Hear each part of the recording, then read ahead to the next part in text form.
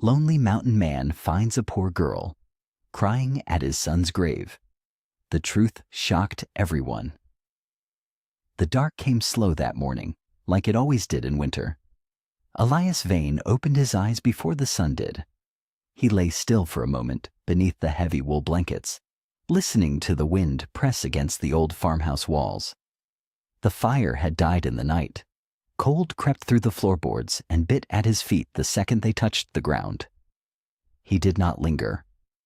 Elias never lingered anymore. He pulled on his boots, laced them tight, and reached for the coat hanging by the door. It was the same coat he had worn for a decade. The elbows were worn thin.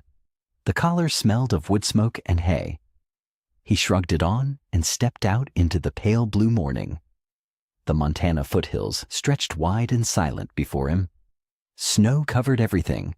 It buried the fence posts halfway. It weighed down the pine branches until they bowed low like tired men. The whole valley seemed to be holding its breath, waiting for a spring that felt impossibly far away. Elias breathed out. His breath hung in the air like smoke. He made his way to the barn, boots crunching through the frozen crust. Inside, the horses shifted and snorted when they heard him coming. Old Duke, the bay gelding, pushed his nose over the stall door and nickered soft. Before you continue listening, please let me know where in the world are you watching from today? Now back to the story, morning, Elias murmured. It was the only word he would speak to another living thing all day, and he knew it. He filled the feed troughs. He broke the ice off the water buckets with the flat of his hand. He forked hay down from the loft, working steady, letting his body do what it had done 1,000 times before. There was comfort in it. When his hands were busy, his mind stayed quiet. After the horses, he walked the east fence line. A section had come loose in the last storm, the rails knocked crooked by a fallen branch. He worked the frozen wire back into place with numb fingers, hammering the nails hard, the sound echoing flat across the empty white fields. By the time he finished, the sun had climbed above the ridge. It gave light, but no warmth. Elias did not go into town. He never went into town. He knew what they said about him there. He knew what they said about Caleb. He had heard the whispers enough times to know them by heart. That boy was a thief. Stole cattle right off his neighbors. Got what was coming to him. Old Vane raised a criminal, and now he can't even show his face. The words used to make his blood run hot. Now they just made him tired. So he stayed on his land. He kept his head down. He let the valley forget him, and he tried, most days, to forget it back. When the chores were done, Elias set his tools inside the barn and turned toward the hill. It rose behind the farmhouse, a gentle slope crowned with a single, leaning pine. He climbed it every day, rain or shine, snow or wind. His boots knew the path even when the snow hid it. He climbed slow, his breath ragged by the top. And there it was, a simple stone marker, gray against the white. Caleb Vane. The years carved beneath the name were far too few. 23. That was all the boy had gotten. 23 winters, and then nothing but this quiet hill and a father who could not let him go. Elias stopped. Something was wrong. He looked down at the snow and saw them plain as day. Footprints, small ones, fresh. They had not been made by his boots. They led straight up the hill from the far side, cutting through the untouched drifts, ending right at the grave. His heart went still. He lifted his eyes slowly.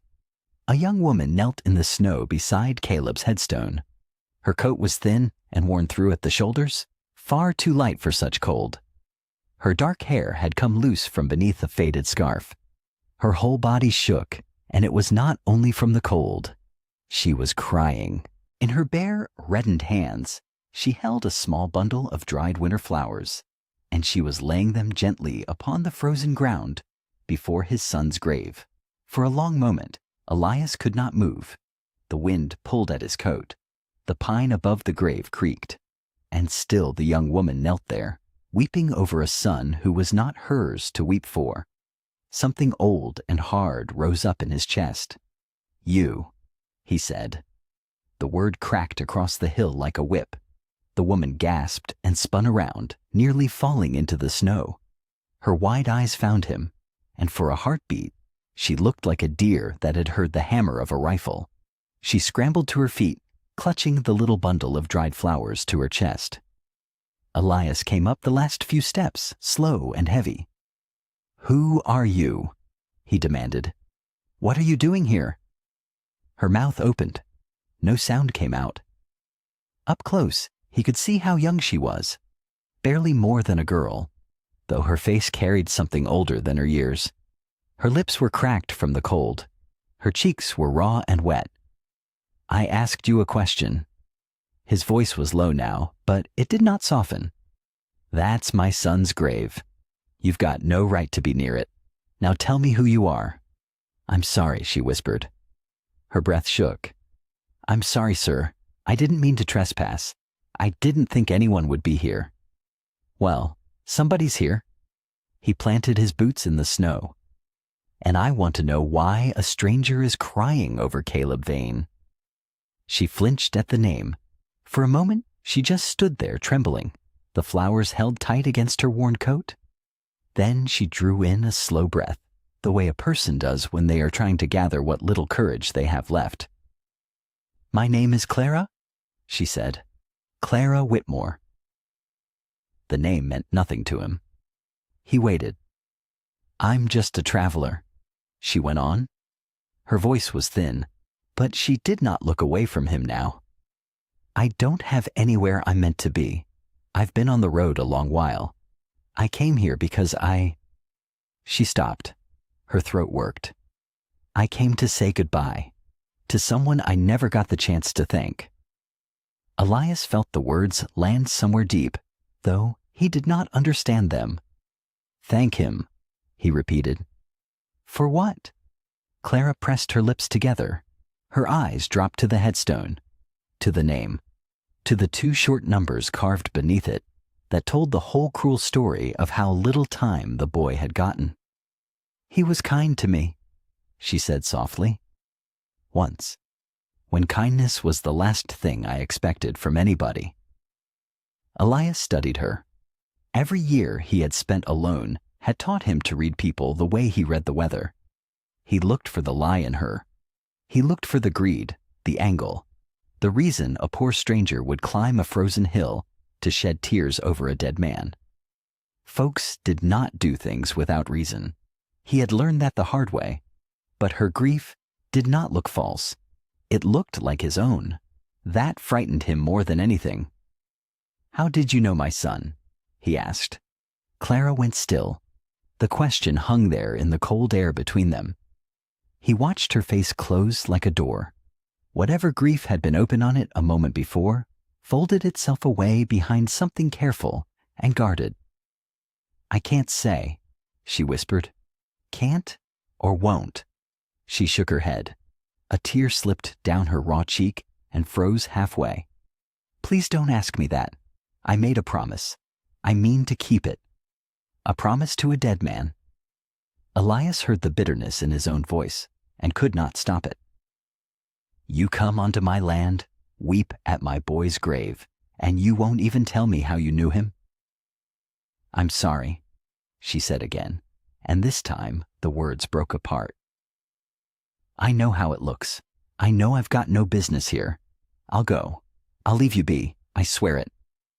She bent, laid the flowers gently at the base of the stone, and turned to go back down the far side of the hill. But the sky had changed. Elias felt it before he saw it. The light had gone gray and mean. The wind shifted hard, gusting up the slope and driving the loose snow sideways into their faces.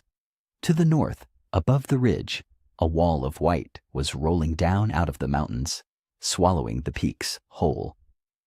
Clara stopped.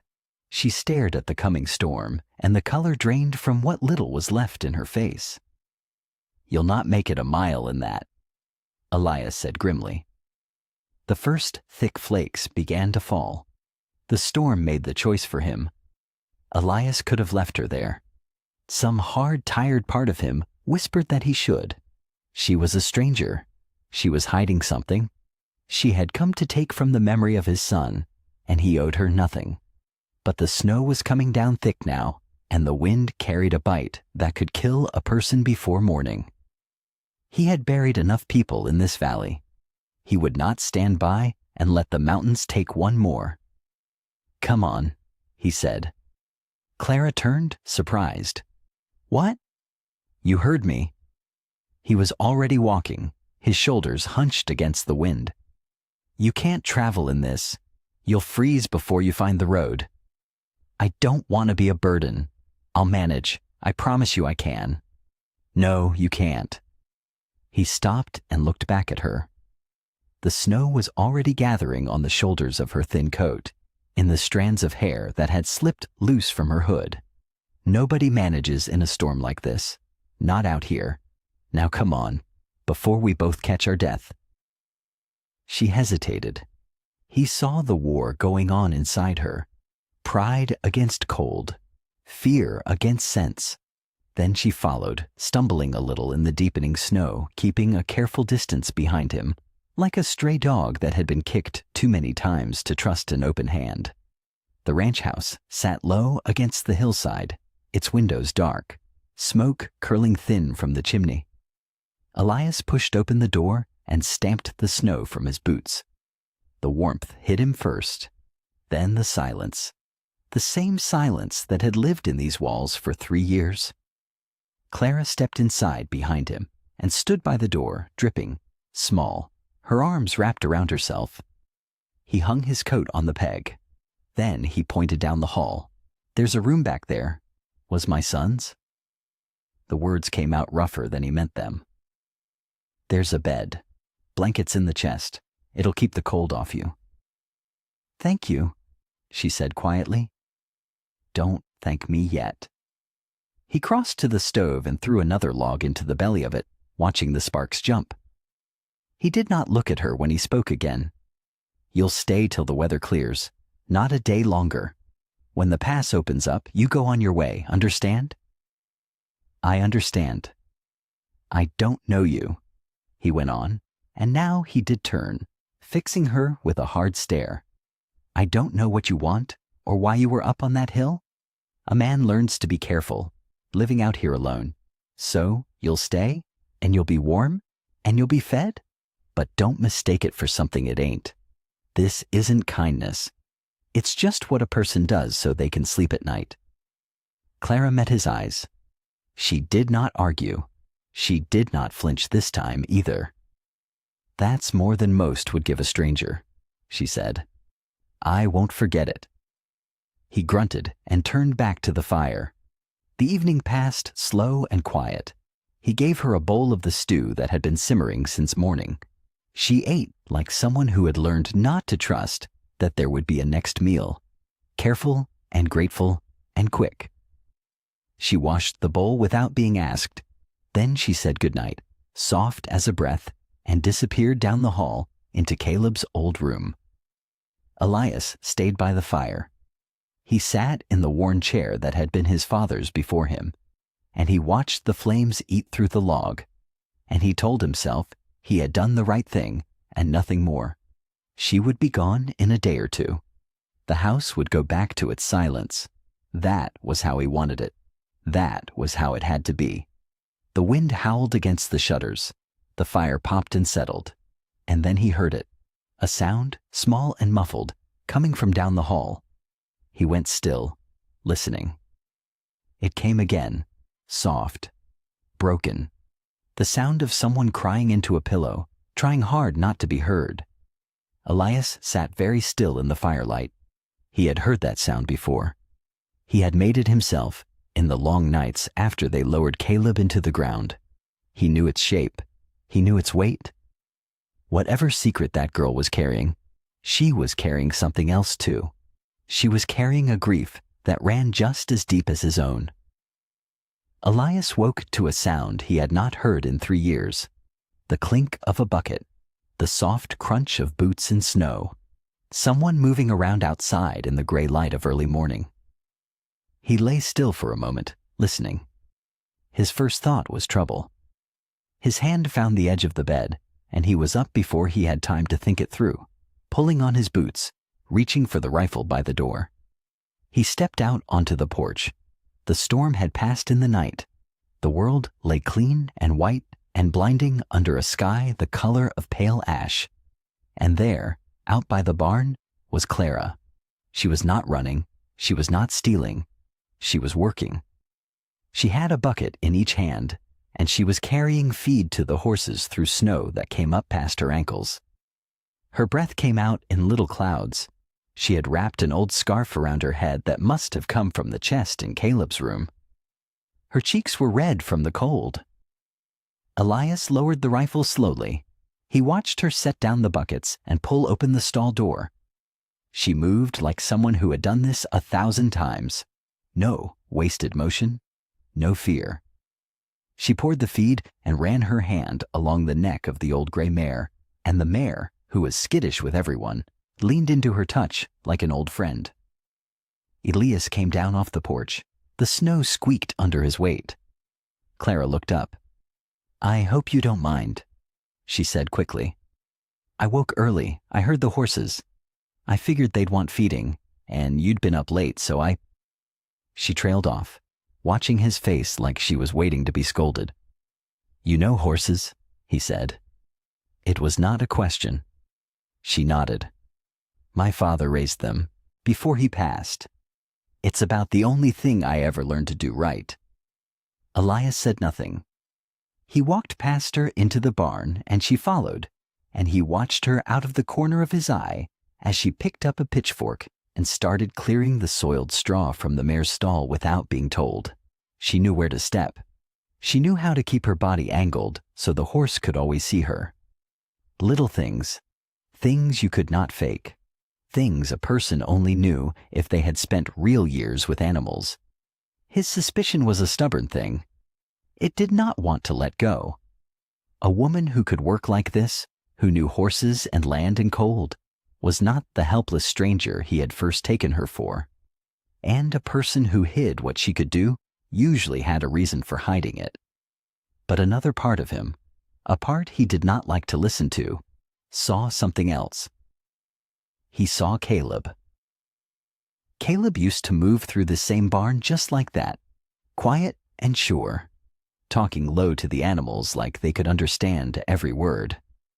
"There's a bay in the far stall," Elias said before he had decided to say it. "Careful of him." Clara looked toward the back of the barn. "What's wrong with him?" "Everything." Elias set his jaw. "Caught his leg in a downed fence 3 days back. Tore it up bad. I got it cleaned and wrapped, but he won't let me near it now. Bites, kicks. I've been fighting him every morning just to check the wound." He shook his head. "Won't be long before it turns bad, and I have to put him down." Clara set the pitchfork against the wall. She walked slow toward the back stall, and Elias moved to stop her, then didn't. The bay heard her coming. His ears went flat. His eyes rolled white, and he threw his head, banging against the stall wall hard enough to shake the boards. "Easy," Elias warned. "He'll break your arm." But Clara had already stopped, still a few feet from the stall door. She did not reach for the horse.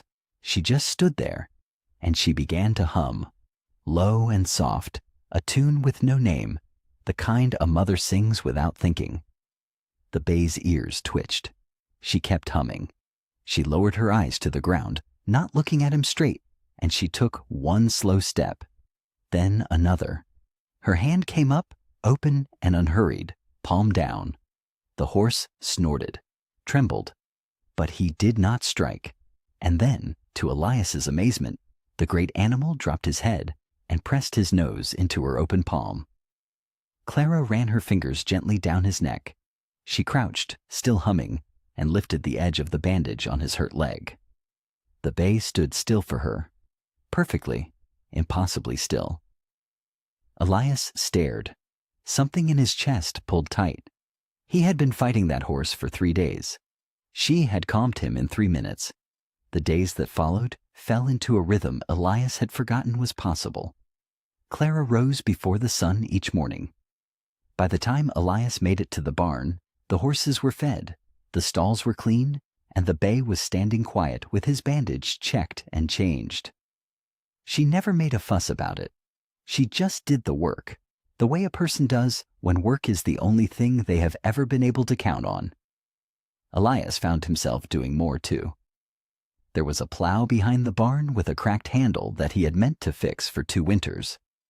One afternoon he dragged it out into the snow, and before he could say a word, Clara was kneeling beside it, running her fingers along the split wood. "My father used to wrap these with wet rawhide," she said. "Let it dry tight. Held better than any nail." Elias grunted, but he fetched the rawhide. They worked together in the cold, their breath mixing in the air, and by the time the light went gold and low, the plow stood, mended and ready. Elias ran his thumb over the wrapping. It was good work, better than he would have done alone. "Where'd you learn to tie it like that?" he asked. "Told you." Clara wiped her hands on her skirt. "It's about the only thing I know." "That's twice you've said that." He looked at her. A person who says that usually knows a whole lot more than they let on. She didn't answer, but the corner of her mouth turned up, just a little. The ranch began to change. It was small things at first. The woodpile grew tall and neat against the shed. The tangle of rusted tools in the barn got sorted and hung on the wall where a man could find them. Clara found an old wash line buried under the snow and strung it fresh, and soon there were blankets snapping in the cold wind, blankets that had been sitting damp and forgotten in a trunk for years. The house smelled different too. It smelled like bread, like coffee that somebody actually wanted to drink, like a place where people lived instead of a place where a man just waited out the dark. One evening, Elias came in from the barn and found the table set. 2 plates, 2 forks, a pot of stew steaming in the middle, and biscuits stacked in a bowl, golden on top. He stopped in the doorway. For 3 years, he had eaten standing up at the counter or sitting on the porch step, or not eating at all. He had put away the second chair. He could not remember when. He only knew he had not wanted to look at it, but there it was, pulled up to the table again. Waiting. "Sit," Clara said, "before it gets cold." He sat. The stew was good, better than good. He ate 2 bowls without meaning to, and he caught Clara watching him with a quiet, pleased look, like she had won something. "What?" he said. "Nothing. Just never seen a man look so surprised to be full." And then it happened. She said it so plain, so easy, that something in Elias came loose. A sound rose up out of his chest before he could catch it. A laugh. Short and rough, like a hinge that had rusted shut and was being forced open for the first time in years. It startled him. It startled her too. She grinned, delighted, and the sound of his own laugh hung there in the warm kitchen air, strange and unfamiliar. Then, just as quick, the joy turned cold inside him. His eyes dropped to the table, to the second plate, to the empty chair that had once been Caleb's and was now filled by someone else. He was laughing. Here, in this house with the wind quiet and the fire warm and a stranger's cooking in his belly, he was laughing like a man who had never lost a thing. And Caleb was still out on that hill, under the snow, alone. Elias set down his fork. His hand had gone stiff. He felt like a traitor. Like every good thing filling up this house was pushing his son a little further into the dark, a little further out of reach. The warmth in the room felt like something he had no right to. The barn had needed work for longer than Elias cared to admit. The morning after the stew and the laugh he could not take back, he went out early and started on it. Better to keep his hands busy. Better to sweat and hammer and let the ache in his shoulders drown out the ache everywhere else. The east wall had rotted low, and a section of the roof let daylight through in a thin gold line that had no business being there in a barn. Clara came out after him, the way she always did, and picked up a hammer without being asked. They worked in silence for a while. Elias steadied a fresh board while Clara drove the nails quick and sure. She had a good arm. He noticed that. He noticed a lot of things about her now. Things that reminded him of somebody, though he could not always say why. He climbed down to fetch more wood from the back of the barn. That was where the old tack hung. The bridles and ropes and the saddles nobody rode anymore. He passed them without looking. He had trained himself not to look. But when he came back around, Clara was not working. She was standing still in the middle of the barn, her hammer down at her side, and she was staring at the far wall, at the saddle hanging there. Caleb's saddle. The dark leather worn smooth at the seat, the initials Elias had carved into the fender when the boy was 10 years old and too small for it. Clara's face had gone pale. Her eyes were wet.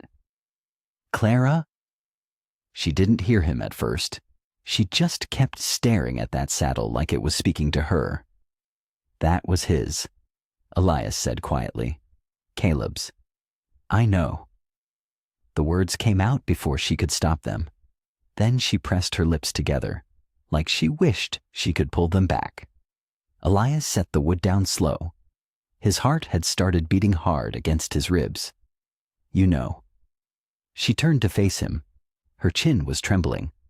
I'm sorry. I should have told you. I've been trying to find the words since the day you found me on that hill, and every time I open my mouth, they just won't come. Told me what?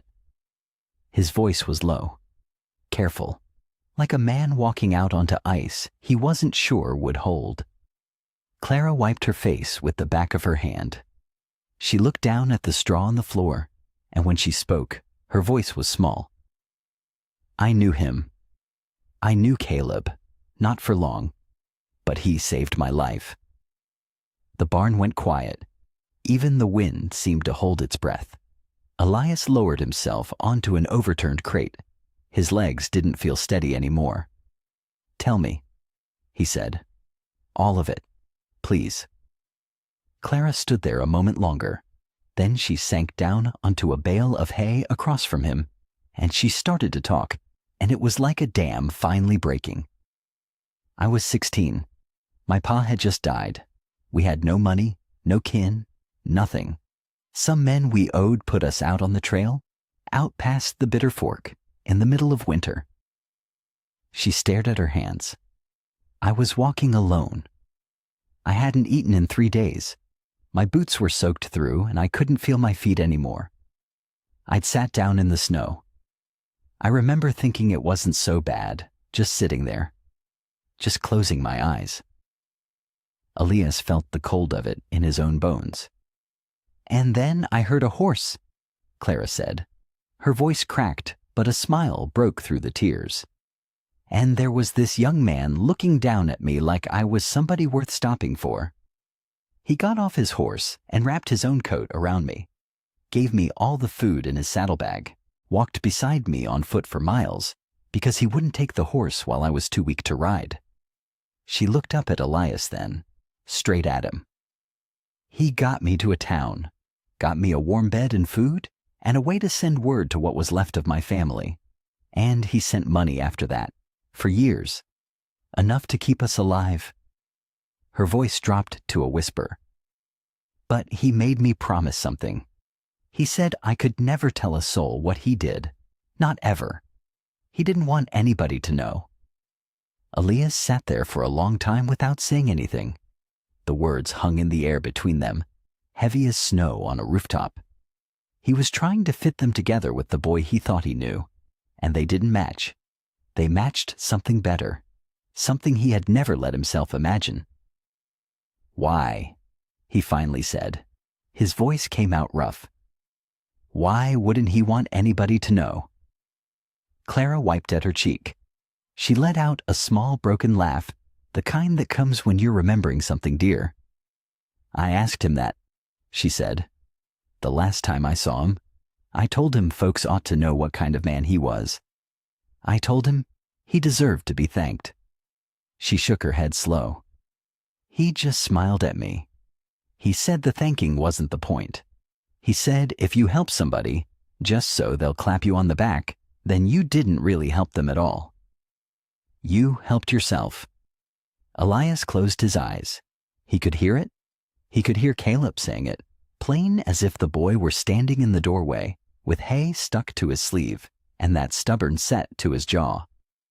He told me something I never forgot, Clara went on. Her voice was steadier now. He said a person's worth isn't measured by what they own. It's measured by who they refuse to abandon. Something cracked open inside Elias's chest. For 3 years he had carried his son's death like a stone in his gut. The whispers in town. The way folks looked at their boots when he rode past. The word thief, spoken and unspoken, following the vain name everywhere it went. He had defended Caleb because a father must, but somewhere in the quiet, dark corners of his heart, a small doubt had lived. A doubt he was too ashamed to name. Now that doubt was dying. His son had not been reckless. His son had not been selfish. His son had knelt down in the snow beside a dying girl and given her his own coat. He sent money for years, Elias said, half to himself. He never had much. I never knew where it went. I thought. He stopped. He had thought a lot of things. He had thought his boy spent it on cards, on drink, on foolishness. God forgive him. I never asked. I should have asked. He wouldn't have told you, Clara said gently. He wouldn't have told anybody. Elias looked over at the saddle on the wall, the worn seat, the initials he'd carved with a pocket knife on a summer afternoon. So long ago, it felt like another man's life. His eyes stung. He let them. He was a better man than me, Elias said. No. Clara reached across the space between them and touched his arm. He was your son. He learned it somewhere. Elias couldn't answer that. His throat had closed up tight. He sat there and felt the warmth of her hand and the cold of the barn and the strange, aching thing rising in him that he had not felt in years. It took him a moment to know what it was. Pride, pure and clean and finally free of shame. He opened his mouth to say something, though he wasn't sure what. A thank you, maybe, or her name, or Caleb's. But then he heard it. Hooves. More than one horse, coming up the road toward the ranch, hard and fast, the kind of riding a man does when he isn't planning to be turned away. Elias was on his feet before he thought about it. Years of living out here had taught his body to move before his mind caught up. He crossed to the barn door and pulled it open a crack. 4 riders, maybe 5, coming through the snow with their collars turned up and rifles resting across their saddles. And at the front, sitting tall on a fine gray horse with a coat too clean for this country, was a man Elias knew by sight, though they had rarely spoken. Walter Granger. Behind him, Clara had gone still as stone. When Elias glanced back, the color had drained clean out of her face. Vane! Granger's voice rang across the yard, smooth and loud and used to being obeyed. I know you've got the girl. Send her out. She's a runaway and a danger to good folk, and I mean to take her off your hands. Elias felt the fear rise up in Clara like heat off a stove. He didn't turn to look at her again. He didn't need to. He could feel her shrinking back into the shadows of the barn, small and trembling, the way a rabbit goes still when the hawk circles. Something in him hardened. He stepped out into the snow. The cold bit at his face, but he barely felt it. He kept his hands loose at his sides and his eyes fixed on Granger. Behind the man, the other riders shifted in their saddles.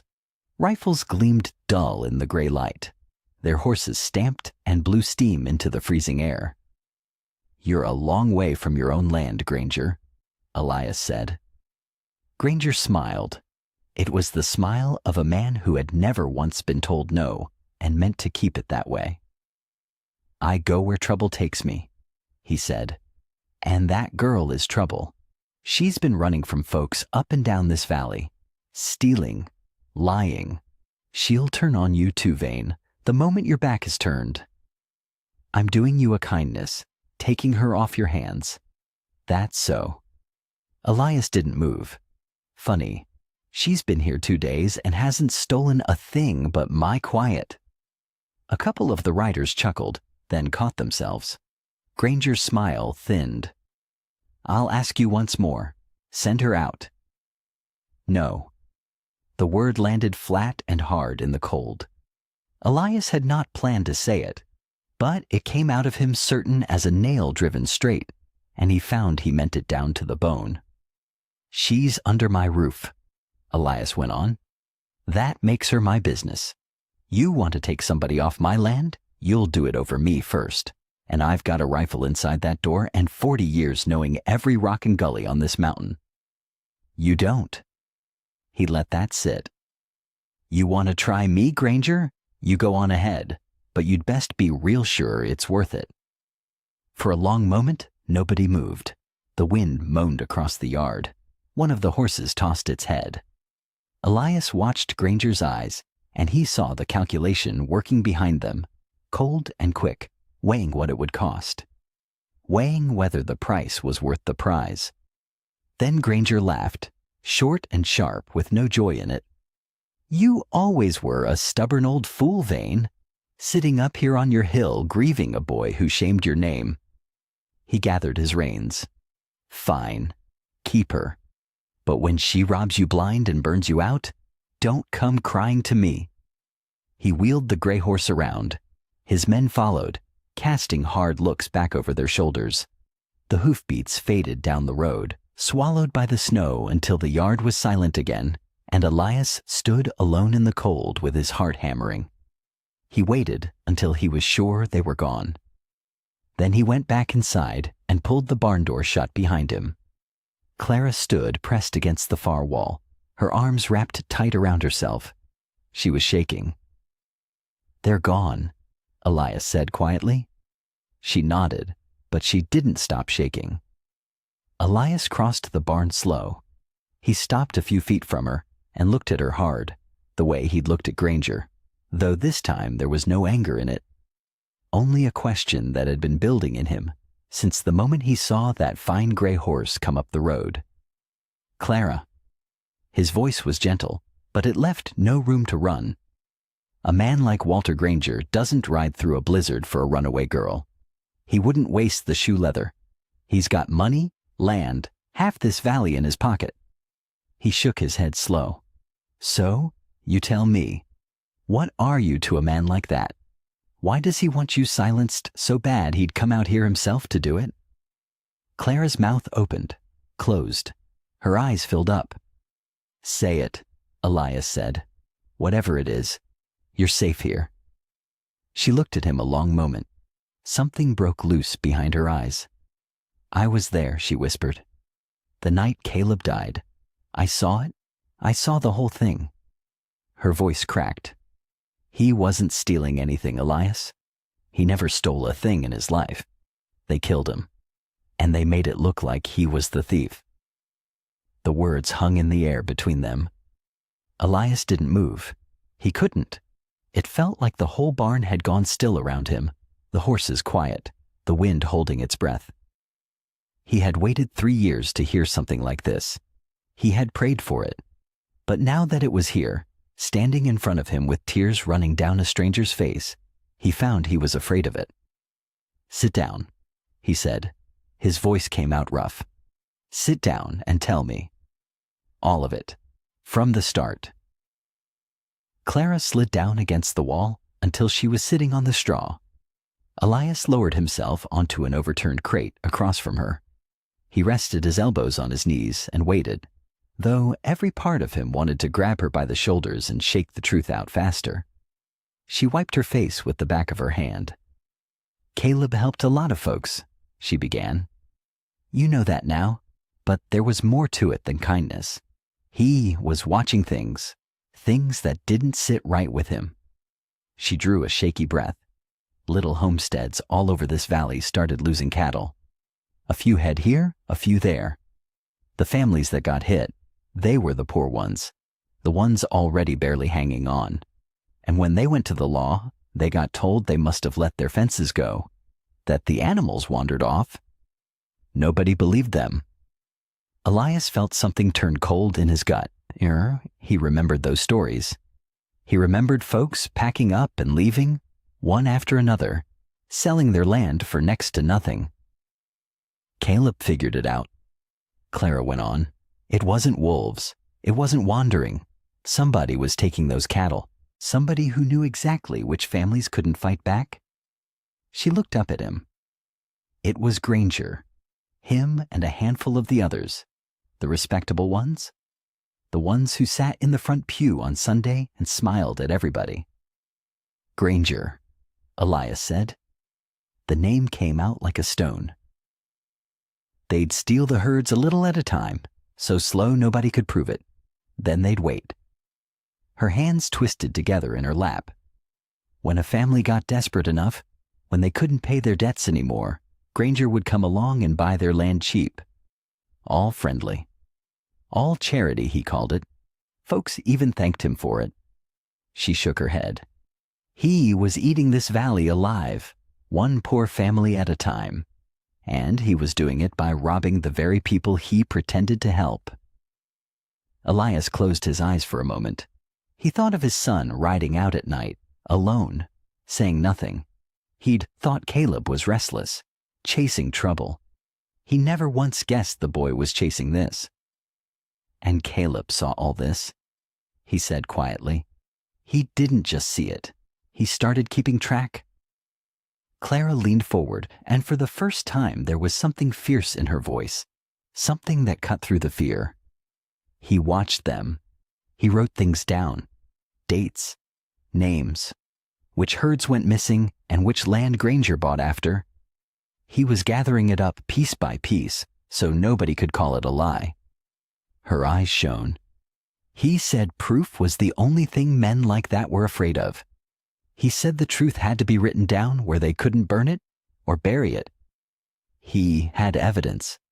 Elias's voice was barely a whisper. He had enough to hang them all, Clara said. Enough to give all those families their land back and put Granger and every one of those men in a cell where they belonged. He was going to bring it to a judge, a real one, from outside the valley, one Granger couldn't buy? She stopped. Her chin trembled. But they found out, she said. Somehow they found out what he had. And the night before he was going to take it in, they got to him first. The tears came again, and this time she didn't fight them. They didn't catch him stealing cattle, Elias. There was no raid. There was no thief. She pressed her hand hard against her mouth for a second, then dropped it. They lured him out. They were waiting for him. And they shot your son down like a dog and put a stolen cow beside him so the whole valley would believe he was the criminal. Her voice broke apart. It wasn't a fight. It was a plan. They murdered him to keep him quiet. Elias did not sleep that night. He lay on his back in the dark, listening to the wind claw at the windows, turning Clara's words over and over in his mind. Every time he closed his eyes, he saw Caleb riding out into the cold, alone, carrying a secret too heavy for one young man to bear. By the time gray light crept across the ceiling, Elias had made up his mind. He rose before dawn and started the fire. When Clara came out of the small back room, wrapped in one of his old wool blankets, she found him already dressed, a cup of coffee waiting on the table for her. "We're going to find it," Elias said. He did not look up from the flames. Whatever Caleb wrote down, wherever he hid it, we're going to find it, and we're going to make them answer for what they did. Clara wrapped her hands around the warm cup. "I've looked before," she said softly. "I never found where he kept it." "You didn't know him the way I did." Elias finally met her eyes. This was his home. He grew up in every corner of this place. If he hid something, he hid it somewhere that meant something to him. They started in his room. Elias had not opened that door in 3 years. The hinges groaned as he pushed it wide. Everything sat exactly where Caleb had left it. A shirt draped over the chair, a pair of worn boots by the bed, a tin cup on the windowsill with a stub of pencil still inside. The sight of it stole the breath from Elias's chest, but he made himself step inside. They searched, slow and careful. Elias lifted the mattress. He ran his hands along the seams. Clara pulled open drawers and felt beneath them for anything tucked away. She found a bundle of letters bound in string, thank you notes from families across the valley, each one signed in a shaking hand. Elias read 3 of them before he had to set them down, but there was no journal, no list of names, no dates. He was too smart to keep it here, Elias said at last, standing in the middle of the room. Too close to home. If Granger's men ever came looking, this is the first place they'd tear apart. They moved out to the barns. The old hay barn sat at the far edge of the property, half swallowed by drifting snow. Caleb had loved that place as a boy. He'd hidden there from chores. He'd slept there on summer nights when the house felt too hot. Elias and Clara dug through moldering hay and pried at loose boards until their fingers were raw and stiff with cold. It was Clara who found the first sign. Elias.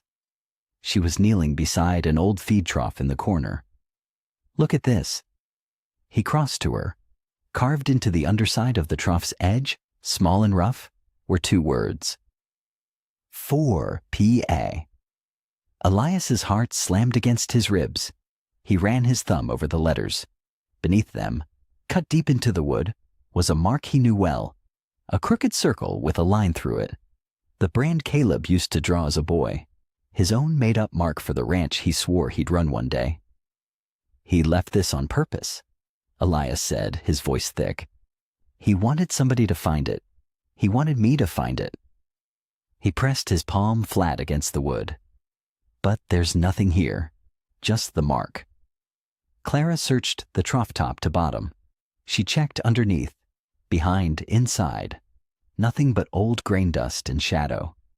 It's a sign, she said slowly. Not the hiding place. A sign pointing somewhere else. Elias sat back on his heels. He thought of that crooked circle, that boyhood brand. Caleb had scratched it into a dozen things over the years. Fence posts, the saddle he'd made, the old line shack up in the north pasture where he liked to ride when he wanted to be alone. He didn't hide it in one place, Elias murmured. He left a trail, breadcrumbs, marks only somebody who loved him would recognize. He stood, his knees cracking, and stared at the 2 carved words in the dim light. The proof was out there. Caleb had made sure of it. They just had not found it yet. The town of Redwater sat quiet under a low gray sky. Snow lined the wooden sidewalks in dirty ridges, and smoke curled from a dozen chimneys. Elias hadn't set foot here in longer than he cared to count. He guided the wagon down the main street. Clara bundled beside him and felt every eye that turned his way. He tied the horses outside the general store and stepped inside. The bell above the door rang out. A handful of folks stood at the counter, and every one of them went still when they saw him. The storekeeper, a thin man named Perkins, set down the sack of flour he'd been weighing. Elias Vane, Perkins said. His voice was careful. Been a long while. I need to ask you something, Elias said. About my boy, about Caleb. The name landed in the room like a stone dropped in still water. A woman near the window pulled her shawl tighter and hurried out the door without a word. An old man studying the seed catalog suddenly found somewhere else to be. Perkins wiped his hands on his apron. I don't want any trouble, Elias. I'm not bringing trouble. I'm asking a question. Did Caleb ever do business here? Did he ever say anything to you? Anything about the ranchers, about Granger? The moment Elias spoke that name, Perkins's face closed up like a shutter slamming against a storm. I got customers to see to, he said and turned his back. Elias stood there a long moment. Then Clara touched his sleeve, and they walked back out into the cold. It went the same everywhere they tried. At the blacksmith's, the man wouldn't even set down his hammer. At the boarding house, the owner spoke through a cracked door and said she remembered nothing. Folks crossed to the other side of the street when they saw Elias coming. A pair of ranch hands leaned against the saloon wall and watched them with hard eyes, the kind of men who worked Granger's land and knew who paid their wages. "They're afraid," Clara said quietly as they stood outside the church. Her breath clouded the air. "Every one of them. You can see it in their faces. Granger's got his hooks in the whole valley." Elias rubbed his gloved hands together. "A man who controls the money controls the tongues." Clara looked up the street toward a small house set back from the others, its porch sagging under the weight of snow. A thin trail of smoke rose from the chimney. "That house," she said. "Caleb mentioned a widow once, said she made the best apple bread he ever tasted." Elias felt something stir in his chest. "Martha Hayes," he said. "She lost her husband years back. Caleb used to ride out that way." They walked up the shoveled path and knocked. After a long moment, the door opened and a small woman with silver hair and sharp, kind eyes peered out at them. She looked at Elias for a long time. "You've got his eyes," Martha Hayes said softly. "Caleb's eyes." "Yes, ma'am," Elias managed. "I'm his father." Martha's own eyes filled. She pushed the door wide. "Well, don't stand out there letting the cold in. Come inside, both of you." Her little parlor was warm and smelled of wood smoke and cinnamon. She sat them down and poured coffee with shaking hands, and when Elias asked gently what she remembered about his son, the old woman pressed a handkerchief to her lips. "That winter after my Henry passed," she began, "I had nothing. No woodcut, no food in the cellar. I was too proud to beg and too old to chop my own timber." She looked toward the window. "One morning I woke and there was a full cord of firewood stacked against my house, neat as you please, and a sack of flour and beans on my porch." Elias sat very still. "It happened all winter," Martha went on. "Wood appearing, food on my step. I never saw who did it, not once, until the spring when I caught a young man riding off before dawn." Her voice broke. "Your boy, Mr. Vane. Your Caleb. He begged me not to tell a soul. Said kindness didn't count for much if a body did it for the thanks." She looked at Elias, tears spilling down her wrinkled cheeks. "They called that boy a thief," she whispered. "And I have kept quiet out of fear for 3 long years. But I will not keep quiet any more." Word of Martha's courage moved something loose in the valley. It started small. A neighbor of Martha's mentioned another family down the creek. That family pointed toward a homestead near the tree line, and so over the next several days, Elias and Clara followed a trail of quiet kindness that Caleb had left behind like footprints in fresh snow. They rode out to the Dawson place first, a struggling ranch tucked in a fold of the hills. Tom Dawson was a broad man with a limp and a face weathered by hard years. When Elias explained why he'd come, the man's throat worked before any words came out. 2 winters back, the bank was fixing to take everything, Dawson said. He leaned against a fence post, looking out at his thin cattle. "I owed money I couldn't pay. Then one day a fella at the bank tells me it's been settled. Anonymous, he says. Wouldn't tell me who." He shook his head slowly. "I found out later. Your boy sold his own saddle horse to cover part of it. Never said a word to me. Never let me thank him." Clara reached out and touched Elias's arm. The next day it was a young mother named Ruth, whose baby had taken sick during a blizzard. Caleb had ridden 4 hours through the storm to fetch the doctor, and then paid the doctor's fee himself. "That child's 5 years old now," Ruth said, bouncing a little girl on her hip. "Running around, healthy as a colt. She's alive because of your son, Mr. Vane. I light a candle for him every Sunday." There was an old veteran named Cobb. a man missing 3 fingers from the war, who lived alone in a cabin up the ridge. He didn't say much. He never did. But when Elias mentioned Caleb, the old soldier's hard eyes went soft as spring mud. "Caught me in a blizzard once," Cobb said. "I'd gone down. Legs quit on me. Cold had its teeth in me deep."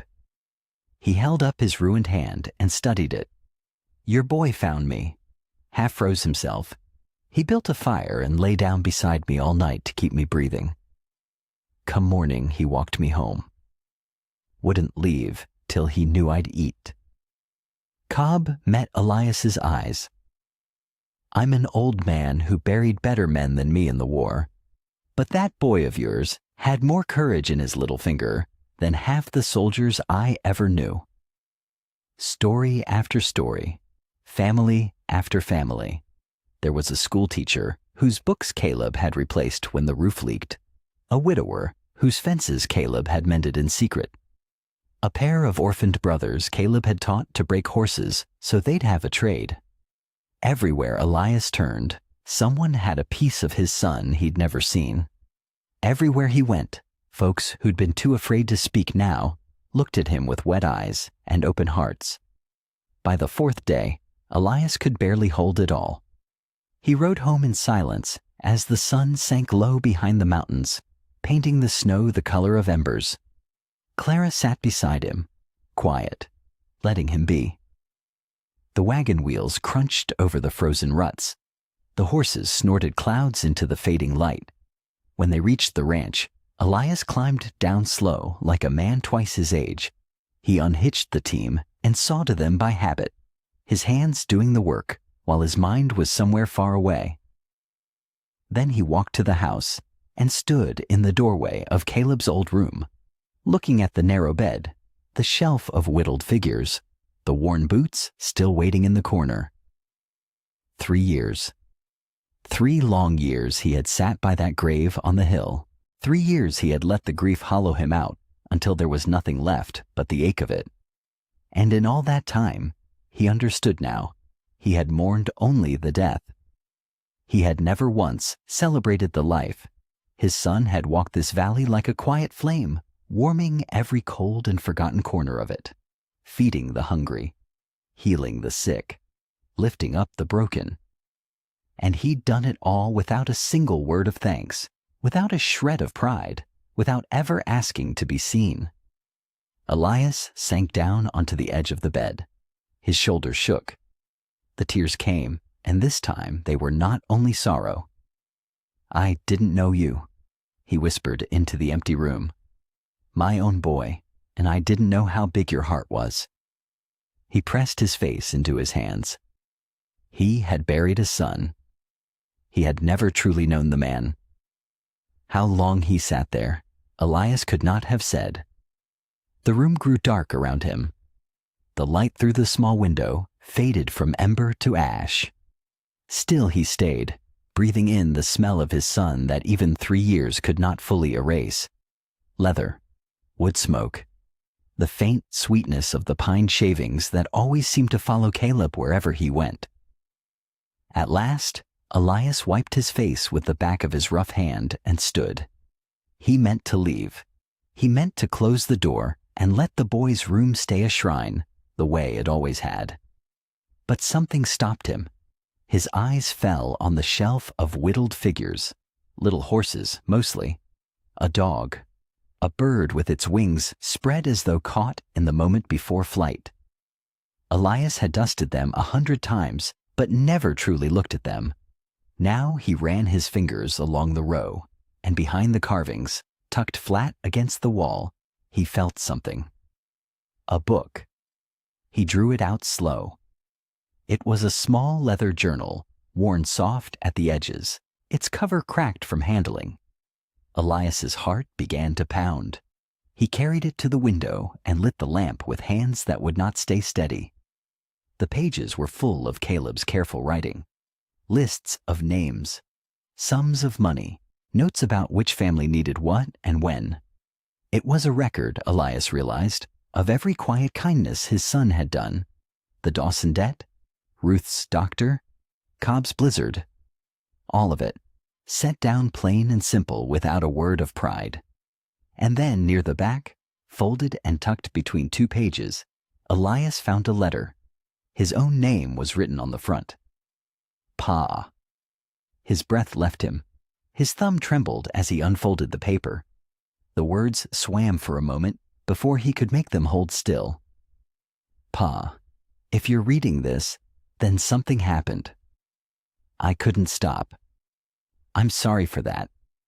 I know what it'll do to you. I've watched you carry Ma's passing all these years, and I've watched it wear you down to almost nothing. I never knew how to reach you across all that hurt. Maybe this letter is my last try? I want you to know I never blamed you for going quiet. A man loves the way he knows how. You showed me how to love this land, how to gentle a spooked horse, how to keep going when the cold gets into your bones. You gave me more than you ever knew. But Pa, I need you to hear this. I've been helping folks around the valley, quiet-like.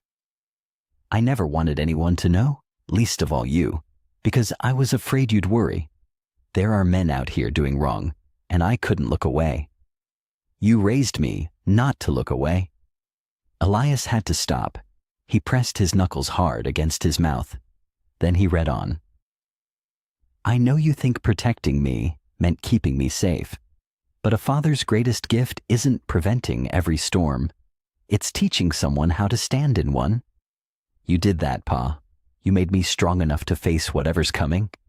So don't you dare blame yourself.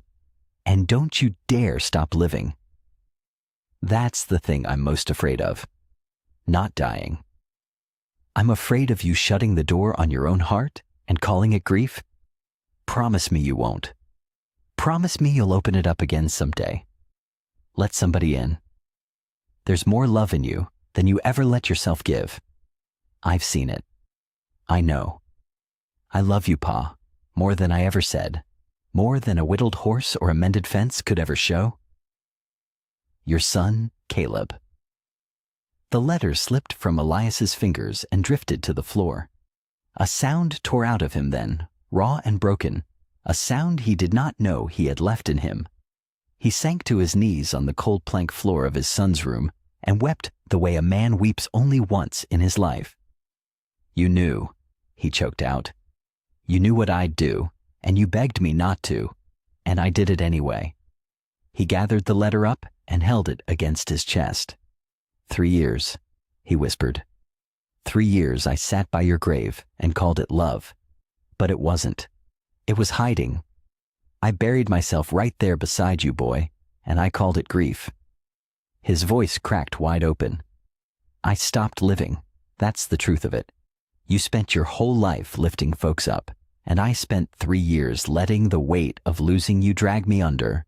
You asked me one thing, and I broke it every single day. He bowed his head over the letter, his shoulders heaving. I'm sorry, son, he said. I'm so sorry. The kitchen table had never held so much. Morning light spilled across the worn wood, catching on the papers spread from edge to edge. Caleb's journal sat open in the middle, its pages weighted down by a coffee cup gone cold. Around it lay everything they had gathered in the long weeks past. Letters from families Caleb had helped. A bill of sale that did not match the brands on Granger's cattle. A crude map, drawn in Caleb's steady hand, marking the trails where stolen livestock had moved in the dark. Elias stood over it all with his hands flat on the table, studying the pieces the way a man studies a wound before he decides how to mend it. This one, he said, sliding a paper toward the center. The Dawson debt. Caleb wrote down the exact date Granger's men came round threatening them. Same week 3 head went missing off their land. Clara leaned in beside him. Her dark hair had come loose from its braid, and there was a smudge of ink on her thumb from copying out names half the night. She had not slept much. Neither had he. It fits, she murmured. It all fits together, like Caleb was building a wall one stone at a time. He was. Elias's voice was quiet. He just never got to finish it. They worked in silence for a while, sorting, ordering, laying the truth out plain so any fool could follow it. The lamp had burned down to nothing before dawn. Now the sun did the work, and the whole thing looked realer somehow, harder to deny in the honest light of day. But Elias noticed how Clara's hands had gone still. She was staring at the stack of her own written statement, the pages where she had set down what she saw the night Caleb died. Her jaw was tight. Her fingers curled slow into a fist against the table. Clara. She did not look up. "What is it?" he said. It was not a question. 3 months under the same roof had taught him the shape of her worries before she gave them words. When she finally spoke, her voice was small. "They're going to look at me and see a poor girl. Nothing more." She swallowed hard. A girl with no name that means anything. No land. No money. No people to stand behind her. Her eyes came up to his, wet and fierce all at once. "Granger's got the whole valley believing his word is gold. And I've got dirt under my nails and a story nobody wants to hear." Elias said nothing at first. He looked at her. Really looked, the way he had learned to since she came into his life. He saw the girl who had knelt weeping at his son's grave. He saw the woman who had gentled a broken mare when he could not. He saw the courage it had taken her to walk into this valley alone, carrying a truth heavy enough to get her killed. "You listen to me," he said. He came around the table and stood before her. "I spent 3 years believing what powerful men wanted me to believe about my own son. I let their word bury him twice, once in the ground and once in a lie." His voice roughened. "I'm done letting rich men decide what's true." Clara's chin trembled. "They'll try to shame you," Elias went on. "They'll say you're lying because you're poor. Because that's the only weapon cowards have. But there's not a person in this valley who's got more honesty in one hand than Walter Granger's got in his whole hide." He reached out then, slow, and closed his rough hand over her small one. "When you stand up in front of them," he said, "you won't be standing alone. I'll be right there beside you. And if they want to call you a liar, they'll have to call Elias Vane one too." A tear slipped down her cheek. She did not wipe it away. "You'd do that," she whispered. "For me?" "For you," Elias said. "For Caleb. For the truth." His grip tightened, warm and sure. "I hid from pain long enough, girl. My boy asked me one thing before he died. He asked me not to stop living." He drew a breath that filled him to the bones. "So I'm gonna fight. And this time, I'm gonna win." The town hall had not been this full in years. Folks packed the wooden benches shoulder to shoulder. They spilled into the aisles and pressed against the back wall, their breath fogging in the cold air that leaked through the cracks. The whole valley had come. Ranchers with sun-worn faces, farm wives clutching their shawls, old men leaning on canes. Word had spread like fire on dry grass. Elias Vane, the lonely mountain man who never came to town, was going to speak. Elias stood at the front, near the pot-bellied stove, with Caleb's evidence laid out on a long table beside him. Clara stood at his shoulder. Her hands were folded tight, but her chin was up. Judge Morrow sat behind a scarred desk, spectacles low on his nose. "Say your piece, Mr. Vane," he said. "You called this gathering. The floor is yours." Elias picked up the first paper. His voice, so long unused for crowds, came out steady all the same. He told them about the Dawson debt, about the bill of sale that did not match, about the trails Caleb had mapped where cattle moved in the dark. He held up his son's journal and read the words in Caleb's own hand, the careful record of thefts blamed on innocent men. "My boy wasn't a thief," Elias said. The room had gone dead quiet. "He was murdered for finding the truth, and the man who did it has been sitting among you all these years, tipping his hat and shaking your hands." He turned and looked straight at the front row. Walter Granger rose from his seat. He was dressed fine, as always, in a wool coat that cost more than most families made in a season. He smiled the way a wolf smiles. "That is a fine story, Elias," he said, spreading his hands to the crowd. "Grief does strange things to a man. Lord knows you've suffered. We all pitied you." He shook his head slow. "But now you drag this poor creature in here to spin lies for you." His eyes settled on Clara like she was something scraped off a boot. "Look at her," Granger said, his voice rising for the room. "A beggar girl, no name, no home, no people. She showed up with nothing, and now she's got the run of the Vane Ranch. Free roof, free food." He gave a cold laugh. "Ask yourselves, good folks, what wouldn't a desperate girl like that say for a warm bed and a full plate? She'll swear to anything the old man tells her to." A murmur rolled through the benches. Some folks looked away from Clara. Some looked at their boots. Elias felt her stiffen beside him. He felt the old shame trying to crawl back into the room, the same shame that had buried his son twice over. "That's a lie," Clara said. Her voice shook, but she said it. "I came here to tell the truth, not for a bed. For Caleb." "Of course you'd say that," Granger sneered, and then a voice came from the back. "She's telling the truth."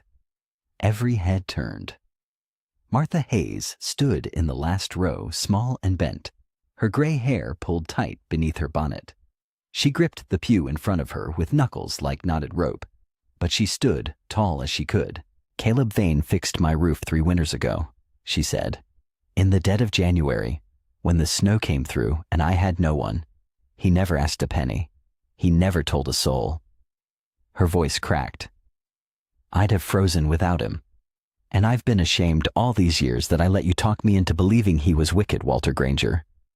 A chair scraped. A big man stood, hat crushed in his hands. "He paid my debt," said Tom Dawson. "Anonymous, through the bank. I only found out later. My children would have gone hungry." Then another rose. A veteran, one sleeve pinned empty. "He carried me out of a blizzard on his own back," the man said. "I owe him my life." One by one they stood. A widow, a farmer, a young mother with a baby on her hip. The room filled with the sound of shifting bodies and rising voices, and the lies they had carried for years began at last to crack. They kept rising. An old man named Perkins, who ran the feed store, stood with his hat pressed to his chest. "Caleb bought grain from me twice that winter," he said. "Paid in full, then had me deliver it to the Hollis place after dark. Told me to keep quiet. I never understood why till now." His voice thickened. Those folks were near starving. A woman in a patched dress rose next, her little boy clinging to her skirts. "He mended our fence when my husband took sick," she said. "Stayed 3 days. Wouldn't take a thing but supper." The stories poured out like water breaking through a dam. Each one another stone lifted off Elias's chest. He stood there by the stove, the journal still in his hands, and felt something he had not felt in 3 long years. Pride, not the aching, broken kind that came with grief. The whole kind. The kind a father was meant to feel. His son had walked these hills like a shadow of kindness, giving and asking nothing, letting the whole valley think ill of him rather than boast of his own goodness. And now, one by one, the people he had saved were standing to save him back. Elias looked at the table of evidence, the bills of sale, the maps, the careful ledgers in Caleb's steady hand. He picked up the last paper, the one that mattered most. "This here," he said, and the room hushed again, "is a letter from the bank in Miles City. It shows 3 cattle sales, all signed by Walter Granger, all for stock stolen from homesteads he later bought up cheap when the owners went broke. He held it high so the light caught it. My boy figured it out. He wrote it all down, and he was going to bring it here, to this very room, the week he died." Judge Morrow leaned forward. He held out his hand. Let me see that, Mr. Vane. Elias carried it to the desk. The judge read it slow, his mouth pressing thinner with every line. When he finished, he set it down and looked over his spectacles at the front row. Walter Granger's fine coat suddenly looked too big for him. That letter's a forgery, Granger said, but the smile was gone now. His voice had gone tight and high. Anybody can scrawl a name. That's your name, Walter, said Tom Dawson from his bench. I've seen you sign it 100 times at the bank. That's your hand. Sit down, Dawson. No, Dawson said. I don't believe I will. The room seemed to turn against Granger all at once, like a herd sensing a change in the wind. Faces that had looked away from Clara now stared hard at the man in the wool coat. The murmur became a rumble. Elias stepped back beside Clara. Under the noise, he said quiet, "You hear that? That's your voice they're following now."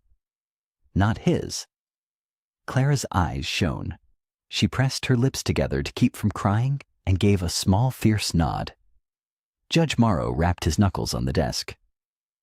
I've heard enough to know this matter needs a full hearing, and the marshal from Helena needs sending for.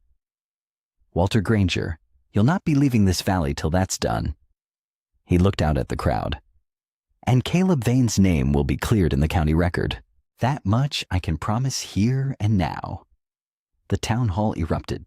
Folks came forward, reaching to shake Elias's hand, to touch Clara's shoulder, to say the words they should have said years ago. Martha Hayes worked her way through the crowd and took Clara's cold hands in her warm, wrinkled ones. "Bless you, child," she whispered. "Bless you for coming back." Elias could hardly breathe for the fullness in his chest. His son was innocent. The whole valley knew it now. The shame was lifting like fog burning off the hills at dawn. But even as the joy rose in him, far out beyond the town, past the frozen fields and the black line of the pines, a red glow was climbing into the night sky. While the valley crowded into the town hall to honor Caleb Vane, 3 riders had slipped through the dark to the empty ranch, torches in hand. And the barn, the fences, the years of rebuilding, all of it began to burn. Elias woke to the smell of smoke. At first, it drifted through his sleep like a memory, the way wood smoke used to curl from the kitchen when his wife was still alive. But this was thicker, sharper. It bit at the back of his throat and dragged him up out of the dark. He sat bolt upright. The window glowed orange. "No," he breathed. "No, no." He was out of bed and pulling on his boots before his mind caught all the way up. Down the hall he heard Clara stir, then a sharp cry as she saw the light too. Elias threw open the front door, and the night hit him like a wall of heat. The barn was burning. Great sheets of flame climbed the walls and roared out through the roof, throwing sparks high into the black sky. The equipment shed beside it had already caught, and the fire was crawling along the fence rails toward the corral like a living thing hunting. The horses. He could hear them now, screaming behind the barn doors, hooves slamming against wood. Elias. Clara was behind him, wrapping a shawl over her nightclothes, her face lit gold and terrible by the flames. "The horses," he shouted. "Get the well bucket. Wet down the near fence or it'll reach the house." He didn't wait to see if she obeyed. He ran. The heat pressed against his skin as he neared the barn doors. Smoke poured out through every crack, black and choking.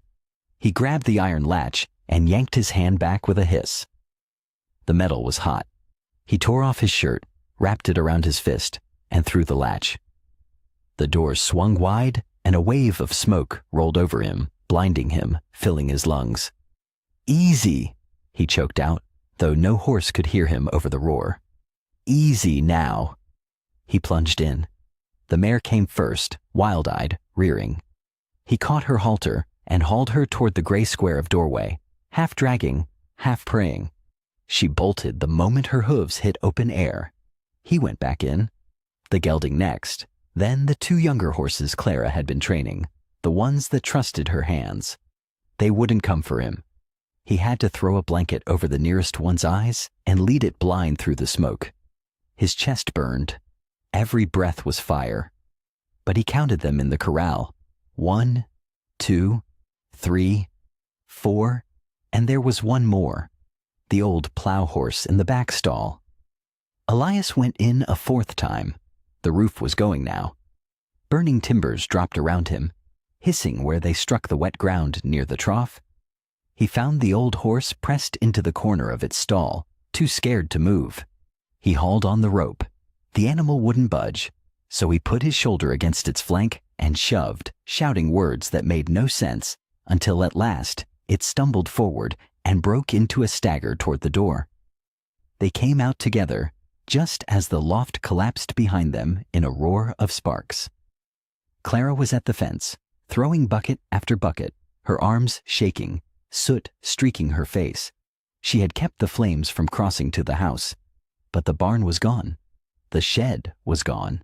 The tools, the harnesses, the saddles Caleb had oiled with his own hands, the winter feed, the plow, the years of slow, aching rebuilding. All of it was burning down to nothing while they watched. Elias stood in the yard, chest heaving, the smoke thick in his throat. He coughed until he tasted blood. The fire lit the whole hillside now, and up on the rise, Caleb's headstone glowed red in the awful light. His legs gave out. He sank to his knees in the churned mud and snow, too spent to rise, too spent even to grieve. He just knelt there, staring, while the work of years turned to ash and floated up into the dark. Clara dropped the bucket. It rolled away, forgotten. She came to him slow, her hands pressed to her mouth, and when she reached his side, she was already weeping. "This is my fault," she said. Her voice broke. "I did this. I brought them here. I brought all of it here, to you, to this place." She sank down beside him in the mud. "You gave me a home, and I burned it down just by coming to your door." Morning came gray and quiet. The smoke still hung low over the ranch, thin ribbons of it curling up from the black bones of the barn. Where the walls had stood, there was nothing now but charred beams reaching at the sky like broken fingers. Ash covered the snow. It drifted down soft and slow, gray flakes falling among the white, and Elias could not tell any more which was which. He walked through it all with his coat hanging open, not feeling the cold. He stopped at the ruins of the equipment shed. The plow was there, twisted and blackened, its handles burned away to charred stubs. He crouched and touched it. Still warm. The metal had melted at the edges. He remembered buying that plow, remembered how Caleb had begged to ride on it as a boy, laughing every time the blade cut a fresh line through the field. Gone now. All of it gone. He rose and kept walking. Past the corral where the horses stood huddled and trembling, past the fence rails scorched black, past the trough with its skin of gray ash floating on top. Every step showed him another thing lost. The saddles, the harnesses, the winter feed that would have carried them to spring. Years of slow work, of aching hands and stubborn hope. All burned away in a single night. His feet carried him up the rise without him deciding to go. Caleb's headstone was streaked with soot now. Elias pulled his sleeve down and wiped it clean, the way he might wipe a child's face. Then he lowered himself down beside it, his knees cracking, and he sat in the ashy snow the way he had sat 1,000 times before. "I thought I was doing right," he said. His voice came out cracked and hoarse from the smoke. "I thought clearing your name was worth something. I thought fighting for the truth would fix what was broke." The wind moved through the dead grass. But look what it did. Look what it cost. He shut his eyes. Maybe I should have just stayed quiet. Maybe I should have kept my head down and let it lie. You'd still have your peace. That girl wouldn't be blaming herself in there, and I'd still have something left to stand on. He opened his eyes and looked out over the wreck of everything he owned. "I don't know if I've got another rebuild in me, son. I'm tired. I'm just so tired." The grave gave him no answer. It never had. But for the first time in 3 years, the silence felt like it was pressing down on him instead of holding him up. He sat there a long while before he went back down. When he came through the front door, Clara was in the entryway. She had her worn coat buttoned to her chin and her small bundle of belongings tied up and hanging from one hand. Her eyes were red-rimmed. She startled when she saw him, like a deer caught in the open. "I was going to go before you woke," she said quietly. "I didn't want to make it harder." "Clara." "No, please. Let me say it." Her chin trembled, but she held it up. "I've done nothing but bring trouble to your door since the day you found me at that grave. Look at what's left out there. That's on me. You had a life here, a quiet one, and I burned it down just by being alive and standing in it." She shifted the bundle in her hand. "You'd be safer without me. Better off. So I'm going to walk out to the road, and I'm not going to look back, and someday you'll be glad I did." She stepped toward the door. Elias put his hand on the frame. Not hard, just enough to stop her. "You know what my boy did," he said, "when he found you dying on that trail?" Clara went still. "He didn't ride on. He didn't tell himself you were somebody else's trouble." His voice shook, but he did not look away from her. Caleb spent his whole short life refusing to walk past a person who needed him.